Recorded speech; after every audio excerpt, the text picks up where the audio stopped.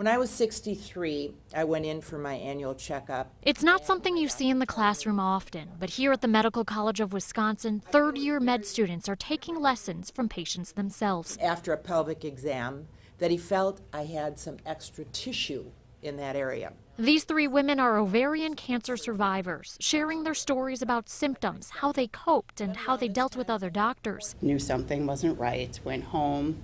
3 hours later, I couldn't walk. They found a grapefruit-sized tumor that wrapped around my fallopian tube and ovary and suffocated it. It's their experience that helps future physicians understand ovarian cancer, to diagnose and treat it early. It's really always good to hear kind of upfront ahead of time as a way to sort of learn preemptively things not to do, things that you can always do better. We have to take a step back and realize that the patient is a person first and not a cancer. According to the Ovarian Cancer Alliance, 1 out of every 72 women will develop the disease. 1 out of 95 women will die from it, primarily because it's hard to detect, oftentimes at advanced stages. I think because the symptoms that come with ovarian cancer are so vague and could be related to many other conditions. Natalie Nowak is one survivor whose cancer was caught early. She says putting a face to the disease is one way to spread awareness. And if educating potential doctors will help them make a connection